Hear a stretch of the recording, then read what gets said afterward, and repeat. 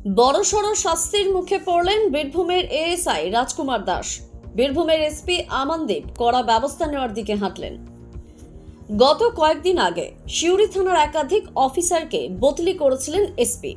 সেই সঙ্গে সিউড়ি থানার আইসি সঞ্চয়ন ব্যানার্জিকে প্রথমে সরিয়ে দেওয়া হয় এবং পরে কম গুরুত্বপূর্ণ হাওড়া জিআরপিতে বদলি করা হয়। এএসআই রাজকুমার দাসকে সদর থেকে পাঠানো হয় মারগ্রাম থানায়। আর তারপরেই তিনি তার নিজের সোশ্যাল মিডিয়া পেজে একটি লাইভ করে বিস্ফোরক সব অভিযোগ তোলেন। এই বদলি নিয়ে তার অভিযোগের তীর ছিল ডিএসপির বিরুদ্ধে।